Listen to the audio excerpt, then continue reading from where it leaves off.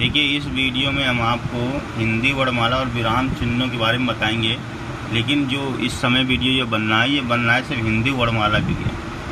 तो सर्वप्रथम समझते हैं कि हिंदी वर्णमाला है क्या, वर्णमाला क्या होती है, वर्णमाला के अंतर्गत स्वर क्या होते हैं, व्यंजन क्या होते हैं, स्वर की अपेक्षा भी क्या होते हैं, इस सब बारे में आपको बताएंगे। तो कह रहा है, जिन वर्णों का उच्चारण बिना किसी अवरोध के तथा बिना किसी दूसरे वर्ण की सहायता से होता है उसे स्वर कहते हैं। कोई अवरोध नहीं है, कोई रुकावट ना हो बोलने में, किसी प्रकार के दूसरे वर्ण की सहायता ना हो, वो सारे स्वर होते हैं। इसी के अनुसार अगला चलता है हास्य स्वर क्या है। तो कह रहे हैं, जिन स्वरों के उच्चारण में कम समय लगता है। कुछ स्वर होते हैं जिनको बोलने में अधिक समय लगता है, कुछ को कम समय लगता है। तो जिन स्वरों को बोलने में कम समय लगता है वो हास्य स्वर कहलाते हैं। और हास्य स्वरों की अपेक्षा जिन स्वरों को बोलने में अधिक समय लगता है उन्हें दीर्घ स्वर कहते हैं। यही आपको बताना चाह रहे हैं कि जिन स्वरों के उच्चारण में हास्य स्वरों से अधिक समय लगता है वह दीर्घ स्वर कहलाते हैं। अब हास्य स्वर होते क्या हैं? हास्य स्वर क्या होते हैं? तो आ, ई, उ और ऋषि ये हास्य स्वर होते हैं, और यही मूल स्वर भी होते हैं। मूल स्वर इनका खुद ये सिद्धांत तो है कि ये स्वयं ही प्रकट हुए हैं। मूल स्वर किसी स्वर या व्यंजन से मिलकर ये नहीं बने, इसीलिए इन्हें मूल स्वर कहते हैं। तो हास्य स्वर और मूल स्वर एक ही है। दीर्घ स्वर क्या है? आ, ई, उ, ए, ऐ, ओ, औ, ये आपके दीर्घ स्वर हैं। इसी में आ जाते हैं आगे तीन और स्वर जिनको जीवा के अनुसार बांट दिया गया है। जीवा के आधार पर स्वर तीन प्रकार के हो गए हैं, अग्र, मध्य और पश्च। अग्र स्वर जो जीवा के आगे जीवा करके बोले जाएं, मध्य जो बीच में करके बोले जाएं, और पश्च जो पीछे करके बोले जाएं। तो अग्र स्वर ई, ए, ऐ अग्र स्वर हो गया। मध्य स्वर आ, मध्य स्वर हो गया। पश्च स्वर आ, उ, ओ, औ, आ, ये हो गया पश्च स्वर।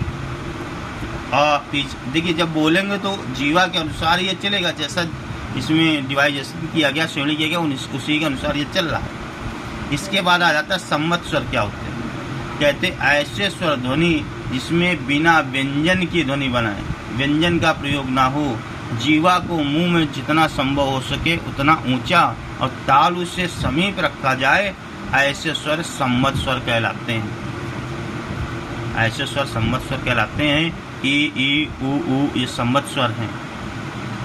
तरह सम्मत स्वर की अपेक्षा कम मुंह खुलने पर निकलने वाले स्वर अर्ध सम्मत स्वर कहलाते हैं। अब यहाँ जो कंडीशन बता दी कि ऐसे स्वर ध्वनि जिसमें बिना व्यंजन की ध्वनि बनाए, बिना जीवा को मुंह से जितना संभव हो सके उतना ऊंचा और तालु के समीप रखा जाता है, ऐसे स्वर को सम्मत स्वर कहते हैं।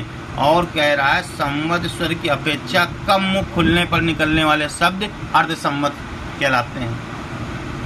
ऐसे होते हैं अर्ध सम्मत स्वर ए और ओ, ये दो स्वर दिए गए।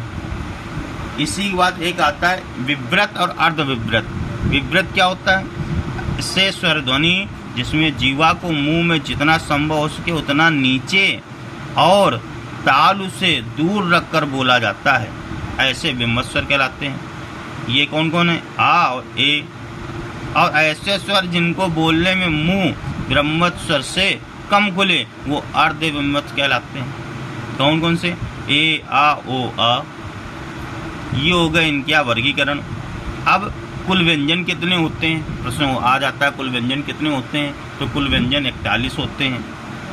मूल व्यंजन 33 होते हैं।